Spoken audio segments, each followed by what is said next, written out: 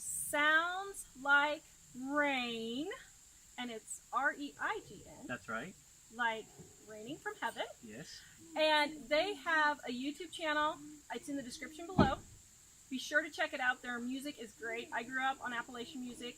Mom played the dulcimer. Loved it. So that's kind of how I really got into you guys after I found you. So today we are doing a tour of their tiny house. They have you and your wife. Yes. And 4 kids and 1 on the way. Right. So 4.5 kids are living in this tiny house, and I am impressed. You took me on a tour beforehand, and I really like it. You know, we've been kind of looking into tiny houses for our teenagers as if we buy another house, putting them in the backyard because a 1-bedroom apartment in Colorado was $1,200. Oh my. And we thought, well, they could have their own apartment, and then we could do Airbnb later. And so we've been kind of touring a few tiny houses on our trip back here as we're looking for places. So if you wouldn't mind telling us a little bit about your house. This is not a traditional house, actually. It looks like one, but it's not. So this is a 14 by 40 shed that came as an empty shell with the windows installed. Actually, we have a local shed builder who put them just where we wanted them. And then we finished out the interior ourselves. We're living in it sort of as a rental on rented land.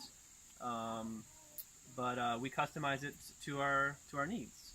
So you rent your land then? Yes. Is that how you told us in your other video, but tell us again in case they didn't see your other video, which go check in the description below. But how is your arrangement here? Because you told us in the other video you have no house payment. That's right. So yeah, we over the years have learned how to just connect in our community by work trading with people who need help on their property. So currently we live on 6 acres with an older lady, and she needs help. She's running it as a little bit of a retreat center, and she needed a caretaker, so we work in exchange for this custom-built house. It's pretty much perfect. Wow, it's a win-win-win. Yeah, that is cool. Okay, so this is your porch area to your front porch, and it's huge. So the boys, do they play out here in the summer then mostly? All the time. Okay. Yeah, this is their bike runway. They go back and forth. I don't know what we would do without it. Yeah, this is actually really smart idea, especially with little kids. And it's got a deck, but it's protective, and I think it's really set up. I always wanted old school for the kids to run it up and down the hallways. Right. I thought that would be so cool, but this is kind of a similar concept. Okay, let's go inside and see. My camera. It's so quiet in here too. Isn't it quiet? Once you step in, it's like vacuum. I know, it's nice. Done it a couple of times. Nice. Got all the good angles. Okay, so we're standing in your living room. It's our everything room. Your everything It's our room. living room, our dining room, our playroom, our music studio. We tried to keep as much of the interior space open by not creating a whole lot of little rooms in the house. So the living room flows into the kitchen. Obviously we have a door on our bathroom, and then down beyond there's a laundry room, and then directly behind us here there are sort of stacked bedrooms, which I'll show you in a moment. Okay. All right, let's work from one end of the house to the other, I guess. Is that an easy way to do it? Sure, yeah. Okay. All right. Okay, I'll switch you guys spots. Go ahead. So typically in a shed home, you would have like a lofted area, and with kids, we didn't want them climbing up a ladder into a loft above like our bedroom. So we flipped that upside down, and we have a short staircase that goes to our bedroom, which is lofted, and then the kids have like an under loft. So we call it a reverse loft. What do you call it? The master bedroom. We have a bed and we have a room, and that's pretty much all we need. We also have an area just above the entry hallway where we stack our clothing and things. Currently the baby stays in here, although he'll move down when the new one comes. And yeah, that's pretty much the bedroom. Okay, so this is the man cave. We have 4 boys, so that's another thing for us that, you know, helps, because if we had mixed genders, we might have to have more bedrooms and have a larger house. But for us, with having 4 boys, they sleep down here. This is actually, our bed is directly above, and that area where I was standing previously is to my right. And then right in here we have just a couple of toys and books and clothes, and that's about it. Oh, cool. So now we're in your living room, Yes. which is about 2 feet from your bedroom. Yes, it's all the same space. We just have minimal furniture and minimal stuff. We do spend a lot of time in this space. I custom built this toy table with Legos and things for the boys. We also record music in here from time to time. We did a whole album, which was neat. This is where we do life.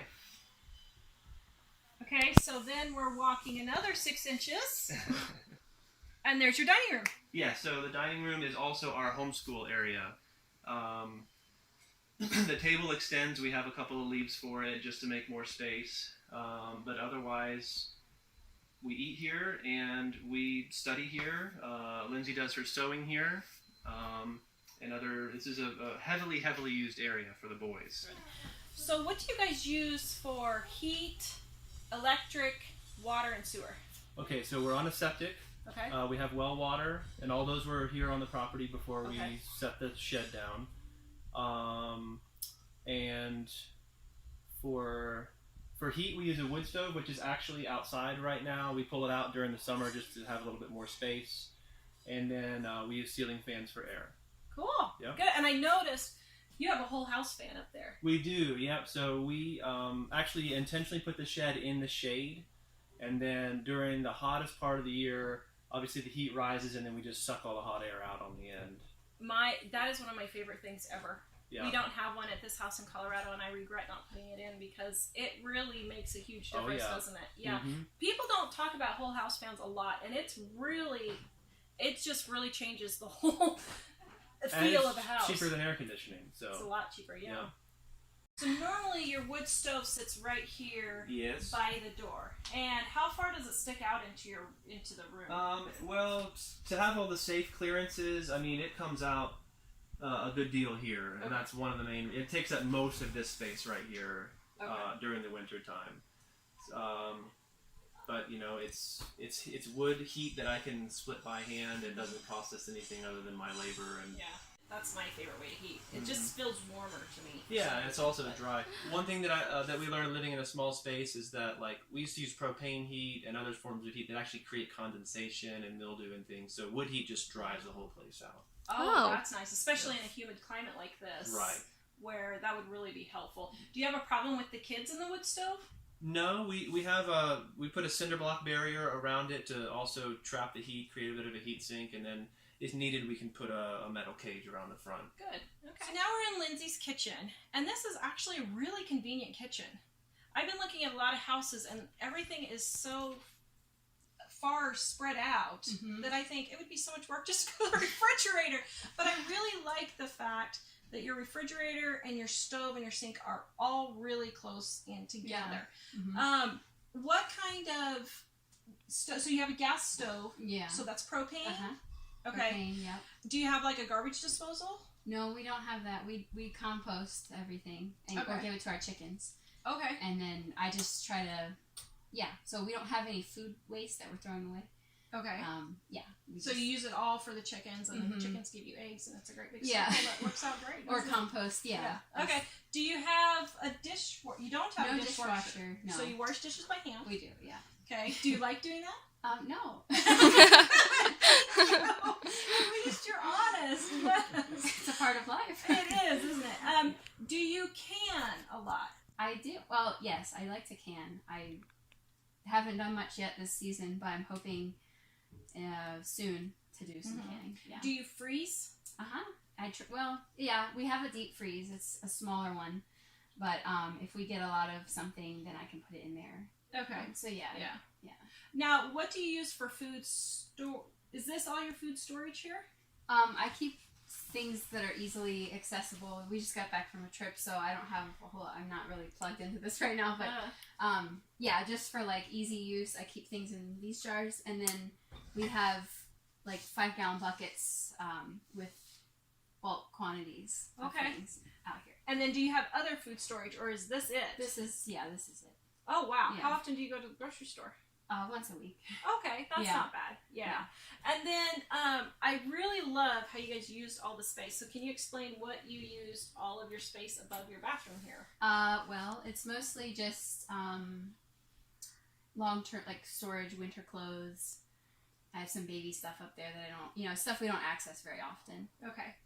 So we try not to have too much up there, because if it's up there, you forget about it, and just kind of keep it labeled and more easily accessible. So do you have, you were talking about, things you don't use too much.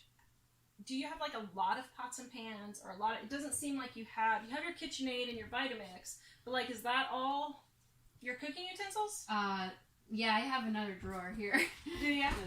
Just has. Okay, but that's still not really a lot for someone. Yeah, I guess. I don't know. I have the essentials. And you pretty much, do you keep things you don't use, or do you just only keep the things you use? I usually just keep things I use. Okay, yeah. So if you find you're not using something, you just get rid of it. I would give it to the Goodwill or ask a friend or something. Yeah. Oh, cool. Okay. Yeah. Let's see. Did you make your rug? No. Gleaning. Oh, yes. Putting on a dime. I thought of that. Okay, that was a good one. As we were seeing the apples, I thought, I bet they're gleaning the apples. So what are some ways that you save on food? Because I know as we were driving in, we saw, Ellie was like, Mom, does everybody have apple orchards in their backyard? Yeah. It's like, I don't know. But do you do a lot of things like gleaning or picking berries, that type of thing? Yeah. Basically, I'm all about just making use of what's around. And a lot of places won't let you just come and glean. You have to ask. But I've gotten involved with a gleaning network that has official rights to go into farms and stuff. So when opportunities arise with that, I usually go. I try to go. And so last summer I was able to can lots of quarts of tomatoes and applesauce, apple butter, jam, all kinds of things like that, corn. So I got a lot. Most of my canning came from the gleaning, so I didn't actually spend money on any of that I was able to put up, which was really great. Oh, that's good. Because that's one of the things that we kind of preach, is that it doesn't always save to can. Yeah. If you're going and buying your apples, you're buying your sugar, you're buying your pectin, whatever, buying your cans, or your jars and your lids and a big canner, you're not really saving a lot of money a lot of times. Yeah. I also like to can dry beans. And then it's an easy meal. I know you can buy beans in a can, and they're really not that much, but it's less waste, and then they're healthier. You can add whatever seasonings you want, and they don't have the preservatives and everything. So explain to our viewers what gleaning is, because I know what it is, but a lot of people may not know what that is. So explain what gleaning is. So gleaning is just when a farmer has already sold what they're going to sell for the year, and then they will just let the public or whoever, they let people come in and pick the leftover. And so a lot of people, when they hear that, they think of it's just going to be a little bit and maybe not really good quality. But it's usually so abundant that we couldn't even get, some of these tomato fields we went in last year were so full of really nice, juicy red tomatoes that were perfectly perfect. And just, we could have been there all day and had more than we could have used. So, anyways, what we do is we give a lot of that away, and then we're able to use some too. So it's and I'll tell you a funny story. In Colorado, a farm opened up their fields for gleaning, and they put it in the newspaper, and they had 40,000 people show up. Oh my. Yeah, they never did that again. Yeah, they said it was a nightmare. So I was really excited when I heard you guys were doing that, because we just don't do it in our part of the country. Some states, if you go online and you type in gleaning, a lot of states have something set up, and you can find, there's a website that our state has, but it goes state by state. So each state would probably be a little bit different. But I think most states, especially if you live in an agricultural state, would have something like that. Yeah, and we'll find one, and we'll put a link in the description below for you. I don't know where it is, because I looked it up for Colorado, and there wasn't hardly anything, so I just didn't pay attention. But I'll find and put a link in the description below. Yeah. So now we're in your laundry room, and Brackin said this was an add-on. Yes. To the shed. Right. And it's its own laundry. I love just its own laundry room. I hate laundry rooms that are in closets.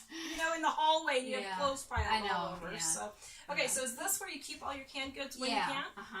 Exactly. Okay. And in the winter, is this heated? Just from the wood stove, whatever comes Okay. in. Yeah. Okay. And then over here you have a folding table. Somewhat. Yeah. This is Some days. work in progress. This used to be a solar thing, which isn't happening. But yeah. Okay. I just like to keep stuff off the floor. So. Okay. And then your washer and dryer. Yeah. Mm-hmm. Okay. And then we're gonna have Brackin step in and talk about your water heater. So this is an on-demand water heater, and these things are cool. Yeah, so it only heats water when we need it. Instead of running gas or electricity to keep 50 gallons of water hot at all times, this just literally clicks on, and as soon as we turn off, it shuts itself off. So, and this came from a lot of, like, if you go to Lowe's or Home Depot, you're going to find pretty pricey, like, high-end residential water heaters. We got this from an RV supply company for like $250. And it works great. We've been using it for almost 3 years without any problems. Do you guys take showers every day? Do you really want an answer to that? No, I don't take a shower every day. So I'm one of those people. You're asking Brackin. Ask me, you know. That's funny. Because that's actually something that we promote is people think you have to take a 20 to 30 minute shower every single day. Right. And you really don't have to. Yeah. And in some parts of the country, like my brother had eczema when he was a baby. Right. The doctor told Mom, don't give him a bath. Mm-hmm. Just spot wash him because it's drying out his skin. Yeah. So yeah, Yeah. that's pretty good. That you guys admit that. People look at us like we have 4 heads. Well, yeah. I mean, we keep up cleanliness, but you know, Yeah. it's like I don't have greasy hair, and so I don't have to wash my hair, but every 4 days usually. Yes, thank you. Yeah. Yeah, well, that's what I told Ellie on the way up here. I'm like, I really should wash my hair. She said, oh, it looks fine, Mom. I'm like, okay. It's been like 3 days and we've been in the woods. And, yeah, it's kind of crazy. One more thing about our food storage: these plastic buckets are food grade, and they come from Walmart Bakery. If you just go up to the bakery and ask them if they have any empty buckets, they sold these to us for $1 each. So it's. So is it the stuff the frosting comes in probably? Yes. That's, yeah. And they're yeah. easy to open. Yeah, and just go ask the bakery or the deli or even restaurants sometimes have to, they have nowhere to get rid of them. And so just keep asking. If one tells you no, just keep trying. So that's where we've gotten ours before. And by the way, here's another tip. I used mine for container gardens. When we didn't have a yard, I got these kinds of buckets and I put my tomatoes and everything. I even did cucumbers in here. And drilled holes in the bottom, filled it with soil, and made this a container garden. So also another way we save money is by making our own laundry detergent, and it's very inexpensive, made with borax and washing soda and a bar of soap. It lasts a long time and gets the clothes really clean. What kind of soap do you use? I like bar soap. Mm-hmm. I use whatever I can get cheap. I was using Phil's naphtha, but my son had an allergic reaction to it. And then I was using Zote, and he had a reaction to that. Yeah. So now I use 100% coconut oil homemade. Yeah, that because works I'm good. making soap. And Yeah. I'm not saying you have to make your own soap, people. Yeah. I'm just saying. There's like we do. I get the Kirk's Castile a lot of times because it's like a coconut oil base and it's unscented. Mm-hmm.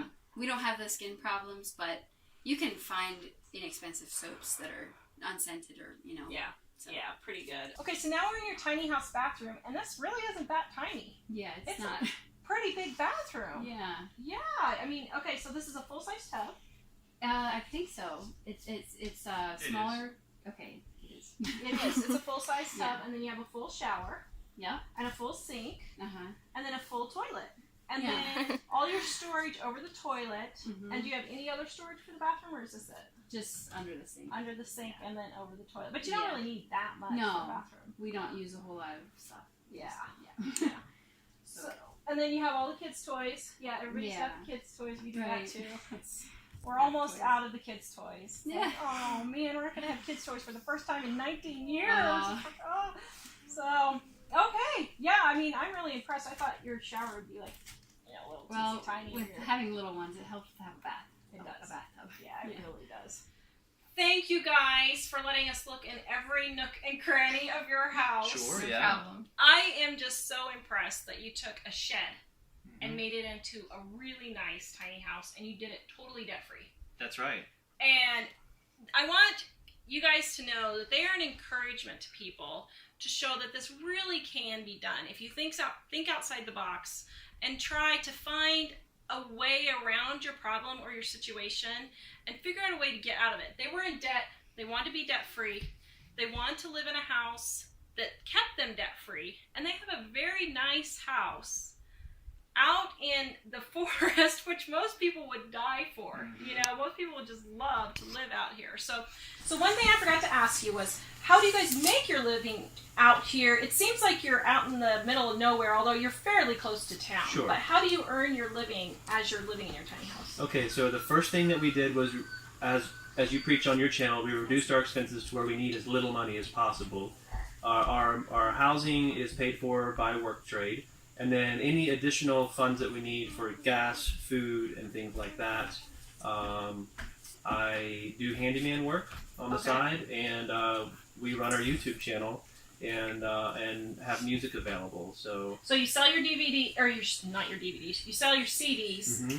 You have your YouTube income, and then you're also just do handyman work as people need it. Right. Yep. Okay. And that's pretty much it. That's it. And so then you're able to have a nice lifestyle without having a huge income coming in. Yeah. So. Yeah. We live on realistically less than $1,000 a month. Wow, Yeah. that's great for 6 people. Yes. Almost 7. Mm-hmm. Very good. All right. Good job. Thanks. See, it can be done. It can be really done. Can be done. Yeah. Go visit them at Sounds Like Rain on YouTube. I've got the description below. And please visit us at livingonadime.com. And we'll see you guys next time. Thanks a lot. Bye-bye. Bye.